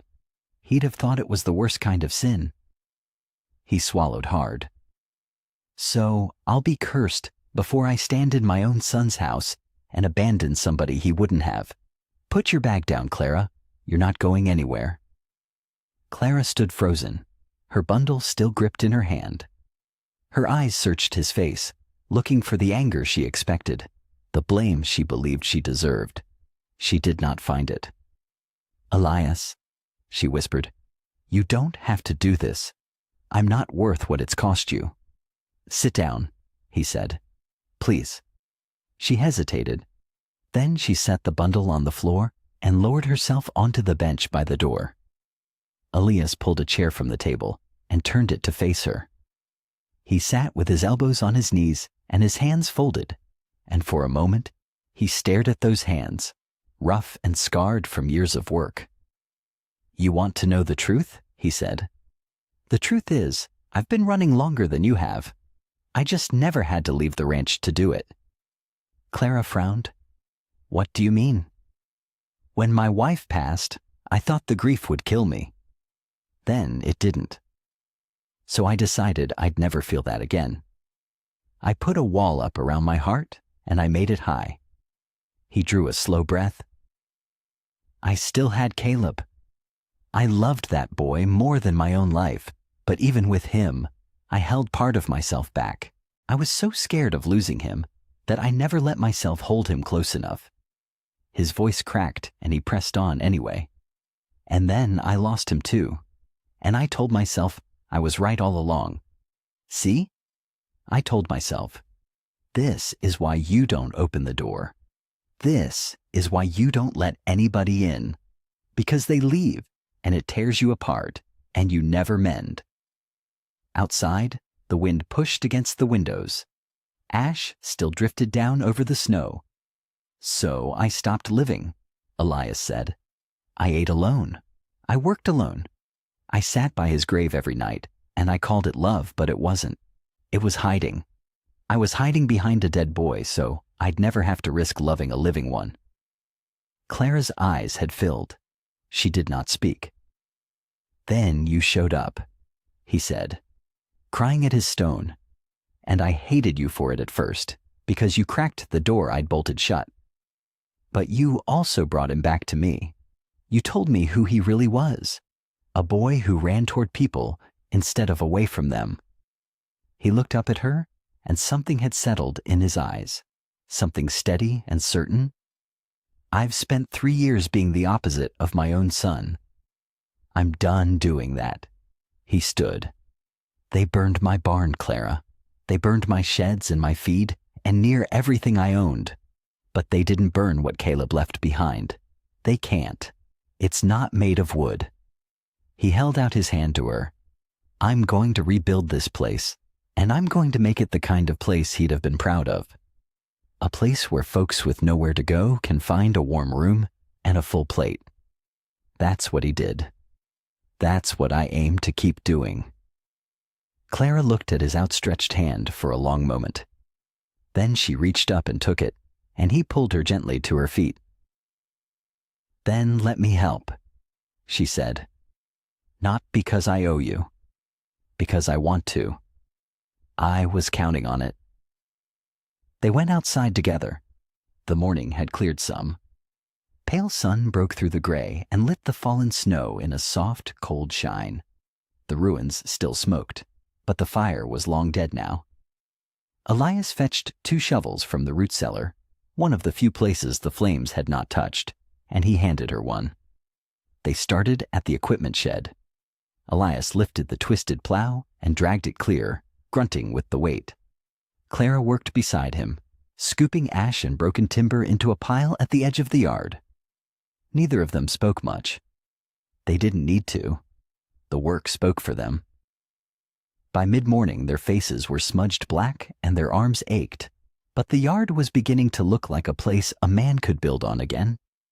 They did not know it yet, but down in the valley, word was already moving from door to door. A widow told a farmer told his neighbor. The Vane Ranch had burned, folks said, and that quiet girl and that lonely man were out there clearing it, just the 2 of them in the cold. Elias woke before dawn, the way he always did. The bed was cold, the house was still. He lay there a moment, listening to the quiet, and then he heard it. Wheels, the steady creak of wagon wheels rolling over frozen ground. He sat up fast. His first thought was Granger. His first thought was always Granger now. He pulled on his boots and grabbed his coat and stepped out onto the porch with his heart pounding hard against his ribs. But it wasn't Granger. It was a wagon. And behind it, another.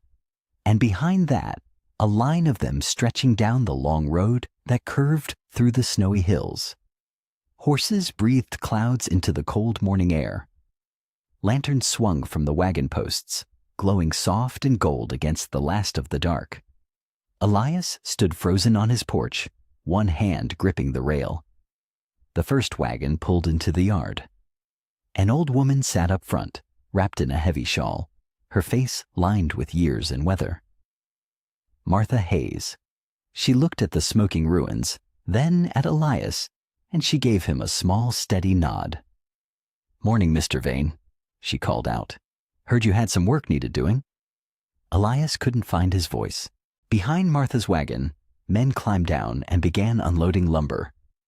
Good, straight boards, stacked high and tied with rope. A young father lifted a box of nails and hammers from his cart.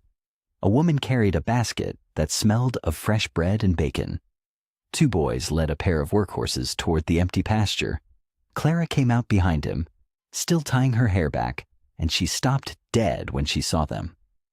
"Elias," she breathed. "Who are all these people?" He shook his head slowly. He didn't know. That was the truth of it. He didn't know most of their faces at all. A tall man with a soldier's straight back walked up to the porch. He pulled off his hat and held it against his chest.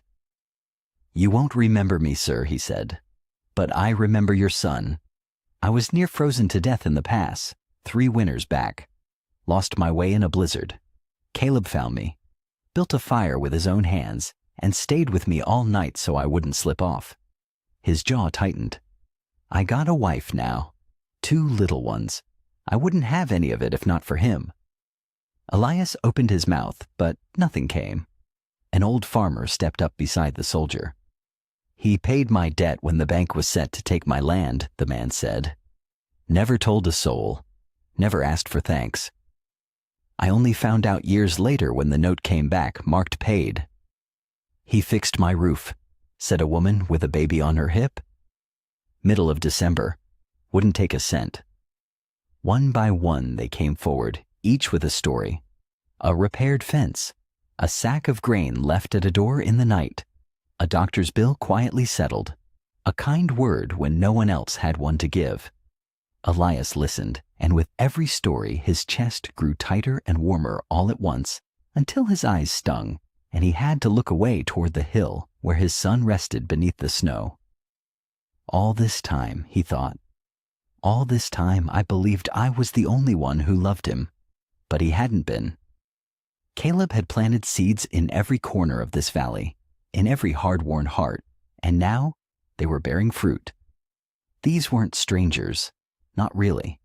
They were people his son had reached out to when they had no one, and now they had come, every last one of them, to reach back.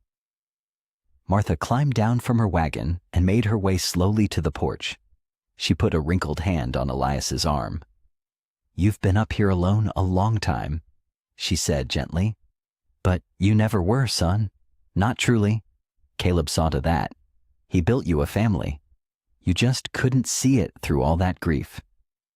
Elias looked out over his ruined yard, filling now with people, with hammers ringing, with children laughing, with the smell of bread and fresh-cut wood. And for the first time in 3 long years, the ache in him wasn't only sorrow. It was belonging. The rebuilding took 3 days. And in those 3 days, something shifted in the valley that no hammer or nail could measure. Word spread the way it always did in small places, from porch to porch, from kitchen to barn. But this time, the word wasn't the old lie. This time, it was the truth. People who had come to raise walls for Elias went home and told their neighbors what they had seen.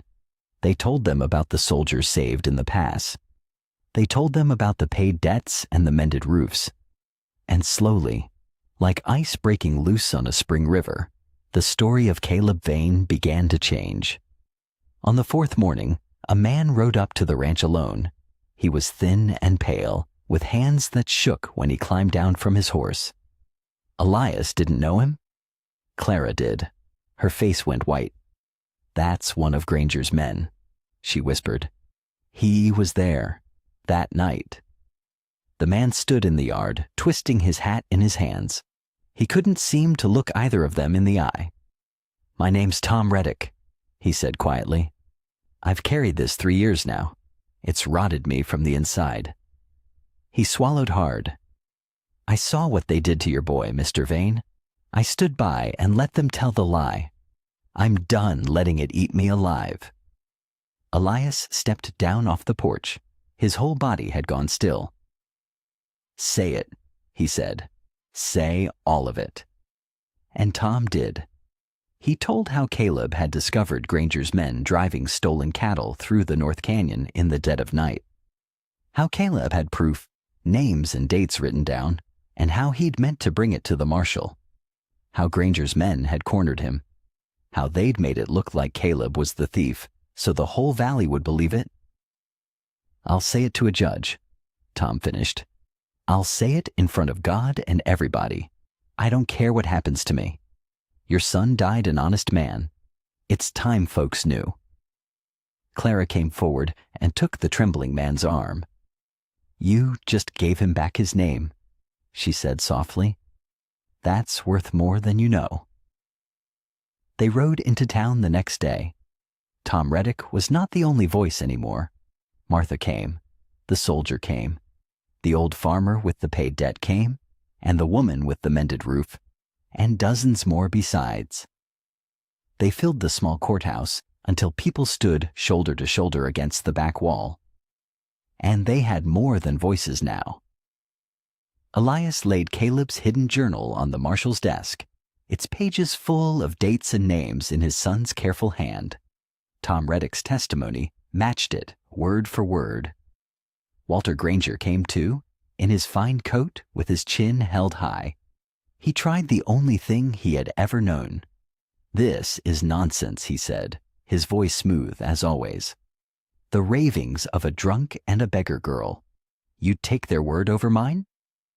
But the room had changed. The fear that had once wrapped around every heart in that valley was gone.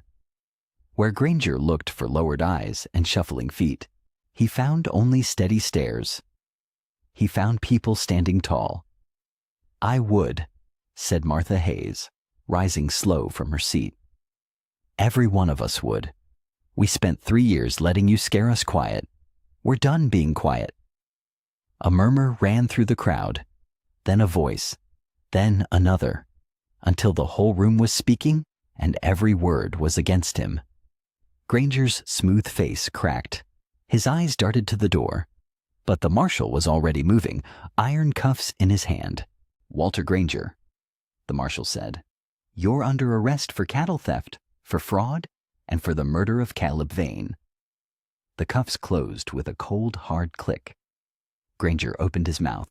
No smooth words came. For the first time, the powerful man had nothing at all. They led him out through a crowd that parted like water, and not one hand reached to help him. Then the room grew quiet again. But it was a different quiet, a holy kind. The marshal turned to Elias. "The record will show it," he said. "Your boy was no thief, Mr. Vane. He was a hero, and this valley owes him more than it can ever repay."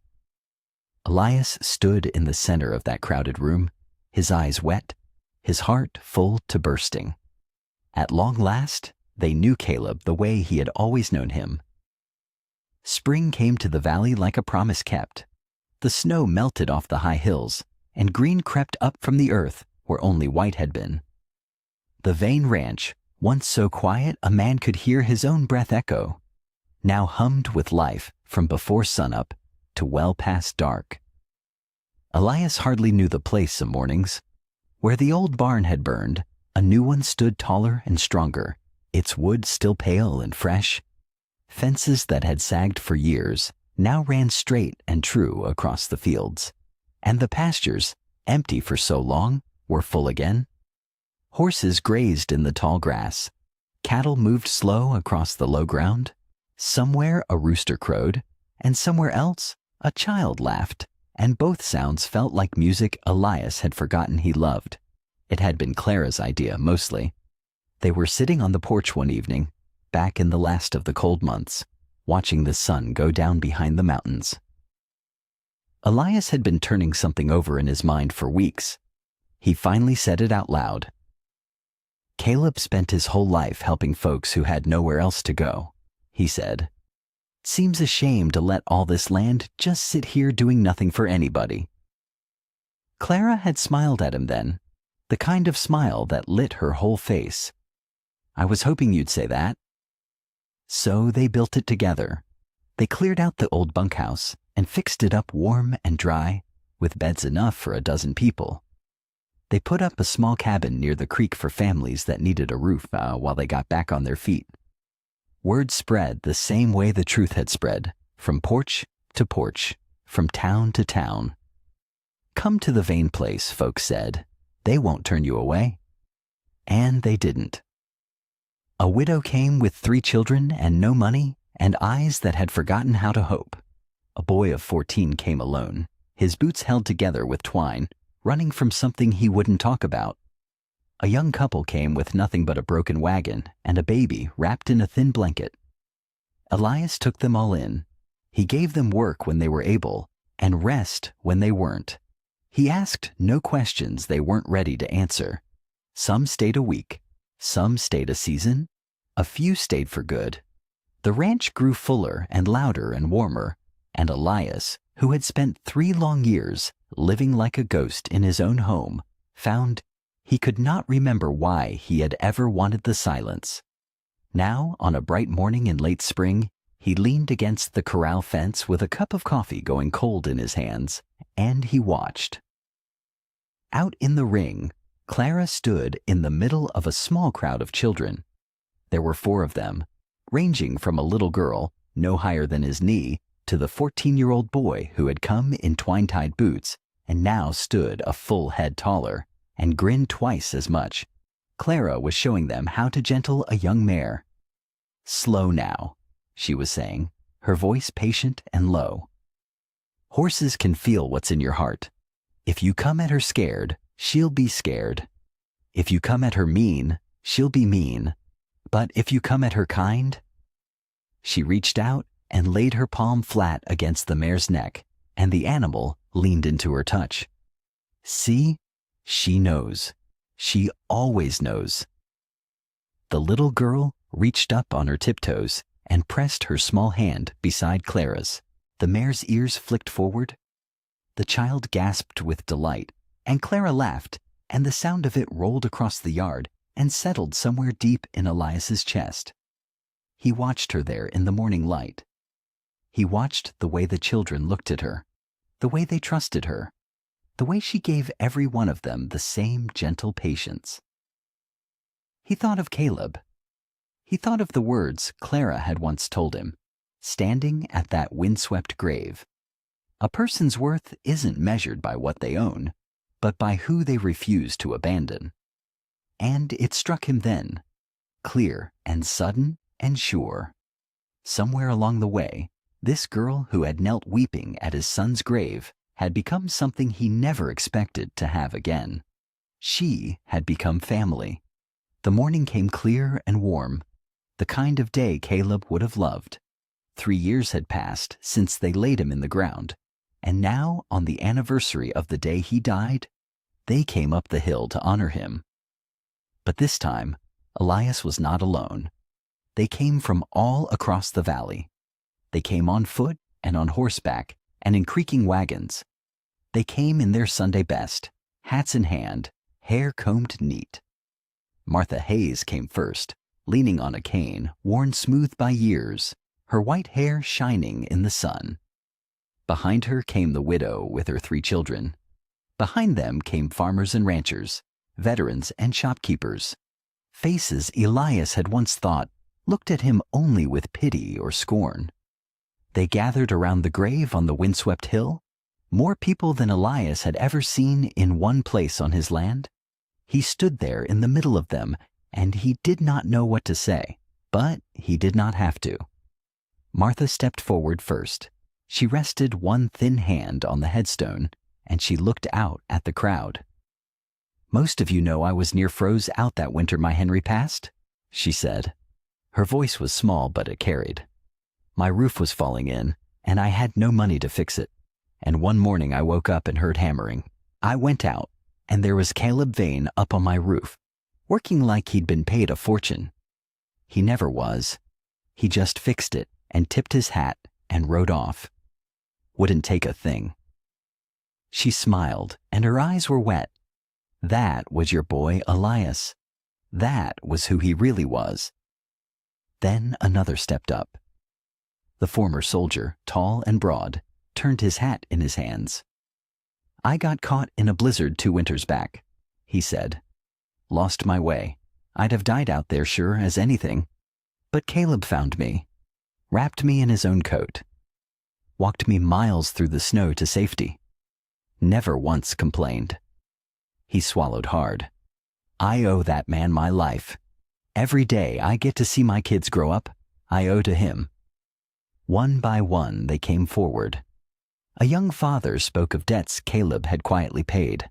A struggling ranch wife told of food that had appeared on her step in the hard months, left by a rider who never gave his name.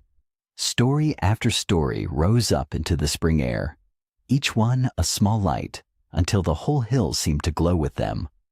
Elias listened to every word. He learned things about his son he had never known. Small kindnesses, quiet miracles. A whole life lived in service to folks who had no one else, done so gently that no one ever saw it while Caleb was alive. And as he listened, something inside him that had been clenched tight for 3 long years began at last to loosen. The boy came forward too, the one who had arrived in twine-tied boots. He was too shy to say much. He only laid a small handful of wildflowers on the grave and said, "I never met him, but I'm here because of him, and I just wanted to say thank you." When the last story was told, the crowd stood quiet, but it was not the heavy quiet of grief. It was the warm, full quiet of a debt of love finally spoken aloud. Clara found Elias's hand and squeezed it.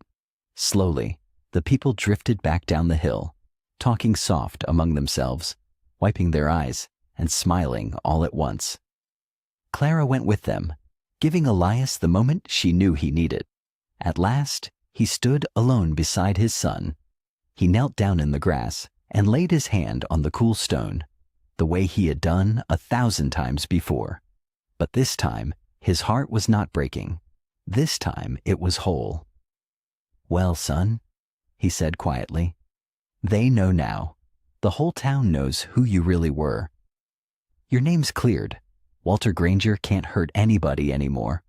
Folks say Caleb Vane, and they say it with pride now, the way they always should have." He looked out at the ranch below, alive and full and warm. "And your work isn't done," he said. "Not by a long shot. It's still going, in every soul you ever helped. In that widow, in that boy, in Clara, in me." His voice caught, but he smiled through it. "You're still out there changing lives, son. You just do it through us now." The years had a gentle way of moving on the Vane Ranch now. The seasons came and went, soft and steady, and each one left the land a little fuller than before. The barn Walter Granger's men had burned was long gone, and in its place stood a bigger one, built strong by 100 willing hands. The fences ran straight and true. The fields, once quiet and empty, hummed with life. Elias sat on the wide front porch, a cup of coffee warm in his hands. His hair had gone mostly gray now, and the lines around his eyes had deepened, but they were good lines. The kind that came from laughing, not from sorrow. He watched the fields. Out past the near paddock, children rode horses across the green grass, their voices ringing bright in the morning air. There were maybe a dozen of them now. Some had come with nothing, just like Clara had all those years ago. Some had lost mothers or fathers. Some had simply been forgotten by a world that moved too fast to notice them. Now they had a home. The Vane Ranch had become known for it all across the territory. Folks called it a safe place, a place where a lost soul could find warm food, an honest day's work, and a roof that did not leak. Travelers came through weary and left mended.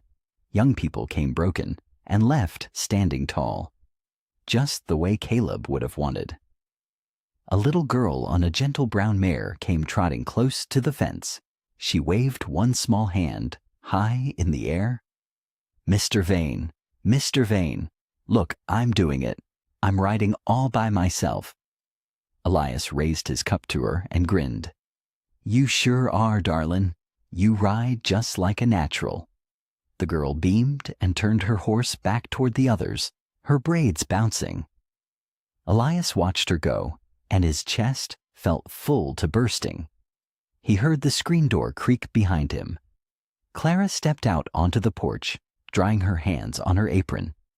There were a few strands of silver in her hair now, too. She had grown into a fine woman, steady and strong, and she ran the ranch alongside Elias like she had been born to it.